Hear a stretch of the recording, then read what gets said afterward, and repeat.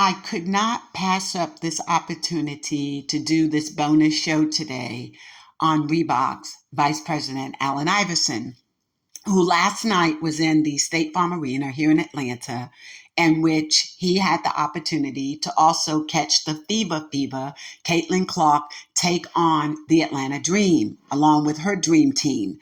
All them, Boston and the crew, you showed up big time in your win. But this is what's interesting. Allen Iverson is seldom, if at all, seen in Atlanta of recent. Over the years, those of you who, like myself, may have a property or two around the country, wherein one or two may also be in the city of the ATL. We remember the days when Allen Iverson used to come in from the Liberty Bell, hang out at the W Hotel. Hello, but the hotels won't tell. Okay? Thank you. Management. We got to have fun with this. It's Saturday. We're in Atlanta. Everybody's here having a great time. It's been the week of Juneteenth with great events and the like. And Allen Iverson shows up at an arena that, although it appeared to be filled to capacity, we also recognize that many sponsors and advertisers gave away thousands of free tickets to women and families, which was great. In doing so, it filled the capacity to about 17,545. The arena in which the Dream generally plays holds about 3,500 people. So they had to move it to the State Farm Arena. That being said, and this being a holiday week, as you all know, families, Father's Day, Juneteenth, and the like, Allen Iverson shows up in a Michael Jordan number 23 jersey. Let me repeat that. The vice president of Reebok shows up in a capacity-filled arena with a Nike brand owner, Michael Jordan jersey.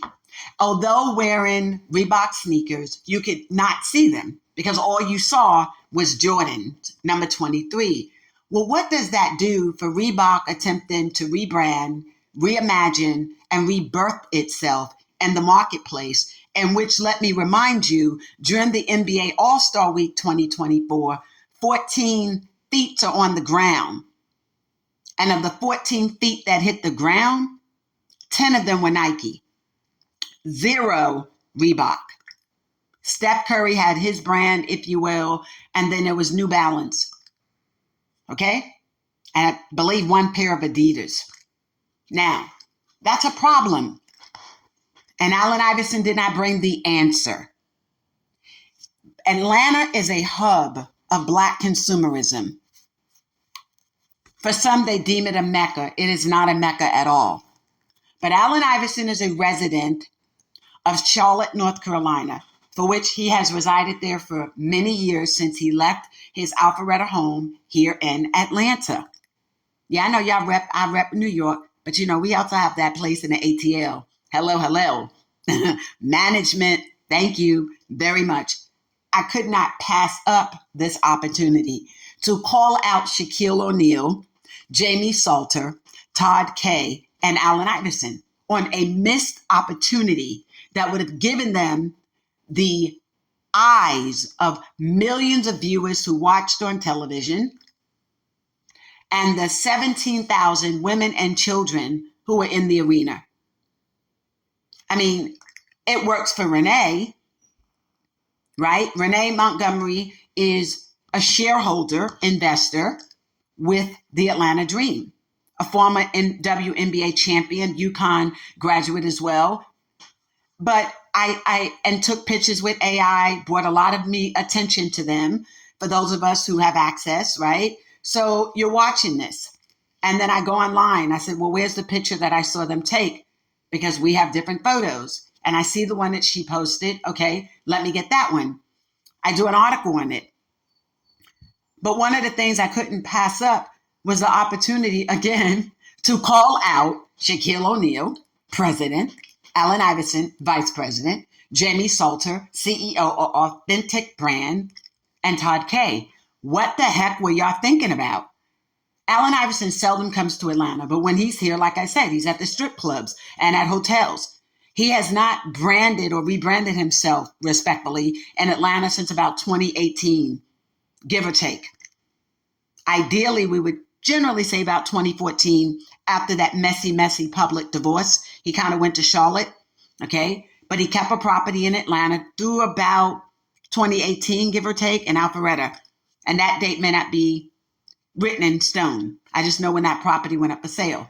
That being said, when he has been seen, if at all, he's kind of hid from the Atlanta scene following the messy divorce, the allegations of his financial situation. But now, I guess, with, a street named after him in BA and the sculpture and the like, and the status of being the vice president of Reebok, he's, sort of morphed in himself again and making himself seen in different respects.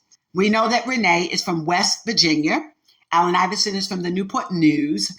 Bad news, Hampton, Virginia, 2 different states. People don't think of that, but they still are Virginia basketball mates, if you will. Okay.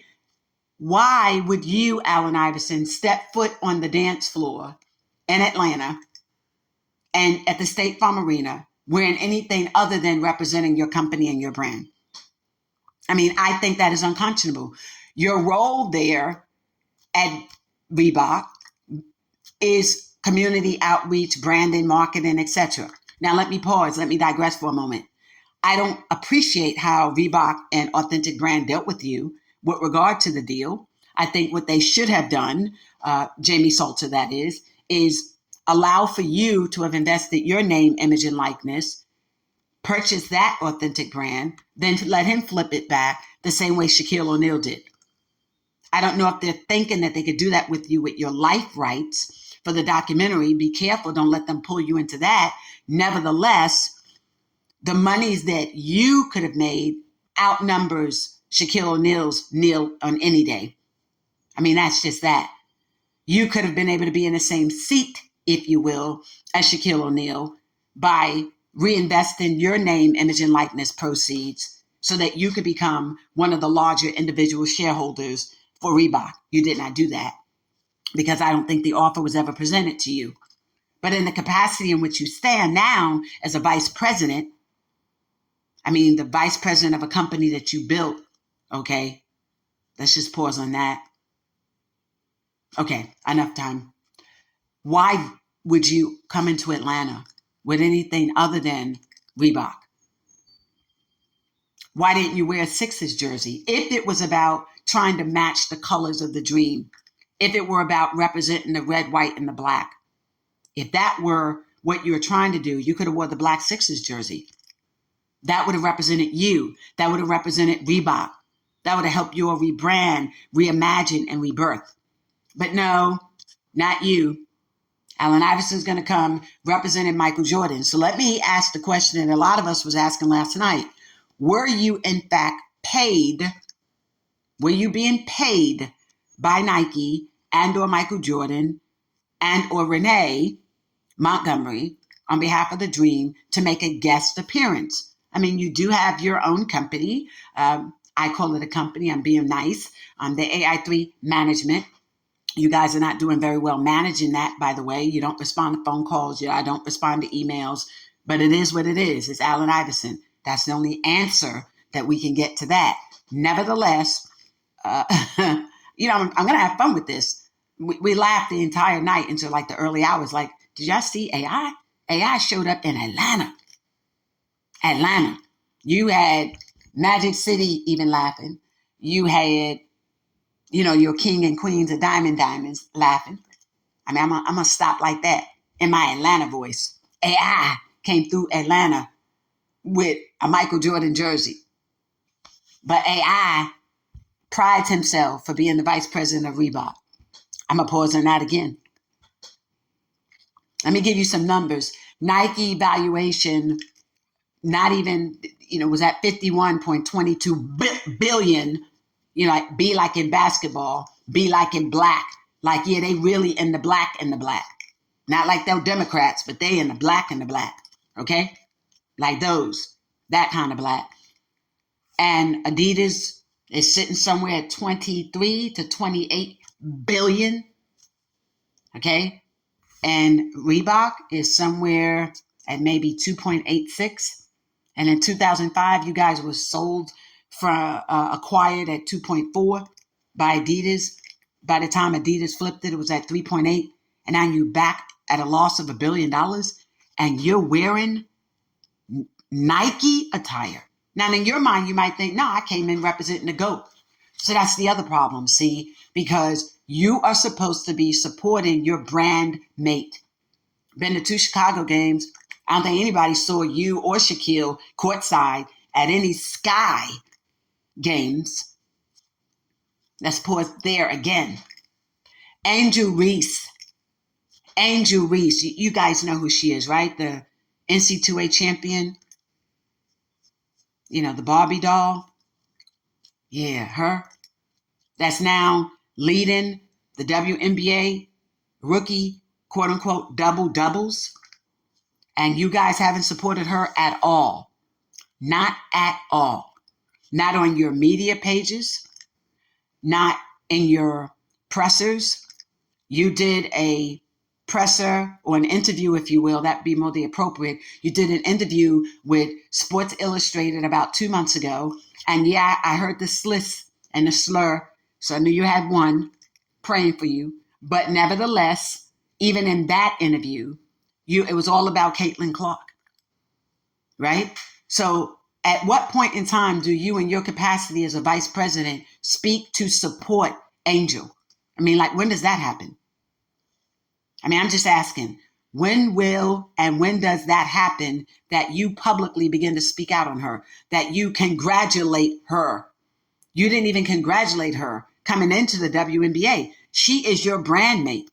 How are you going to market a signature shoe when we look at the problems that Nike is encountering now with not promoting any black females? Not one black female in the WNBA has a signature shoe and has ever had a signature shoe with Nike. They don't need your help, AI. They really don't. Aja Wilson doesn't even have the Wilson basketball. Caitlin Clark has that. And yes, she's showing up now because she has a team, Boston and all of them. They're working collectively. They're doing wonderful. I think they're on a 5-1 run right now. That's great. But nevertheless, you showed up to support Caitlin Clark because that's how many of us see it. You hadn't been at any other dream games, but you came to this one. So let me think about what happened. Renee calls you, or Nike called you, or Jordan called you. Somebody says, come from Charlotte, or your little other spot, VA, or when you're having fun with it, New Jersey, and they ask you to make an appearance. Is that how that happened? Because, we want to know. I mean, we got our ears to the street, people talking. We know how to make that happen. This Atlanta. I'm in Atlanta this week. Yeah, it's Juneteenth. That's what the weekend is, okay? Just here. We doing Atlanta. And we know those girls at Atlanta. Yep, like the city that stay so pretty. And they ain't being trafficked like the allegations against Diddy. And those allegations are false, all false. We in Atlanta. But we wear all of our diamonds. And we used to wear our pearls. And those days that everybody used to be at 112. Atlanta, AI. How dare you come to Atlanta and not represent Reebok through the lens of AngelReese? I just wanted to sign on today, do a bonus show, and let you be reminded that you were wrong for that. You disrespected our queen. You showed up in Atlanta and disrespected our queen. And you know what we mean. That's right outside of Louisiana. And you know how Louisiana get down. Like that New Orleans and those Falcons. Yeah, that kind of Atlanta. So we got love for her too. And you did not represent her. You represented who.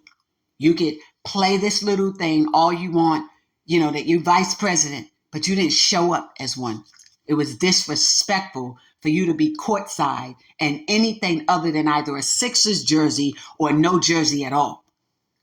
But wherein you come to Atlanta and you wear a Michael Jordan jersey, you're saying to the world, I believe that Caitlin Clark is Jordan. She's phenomenal.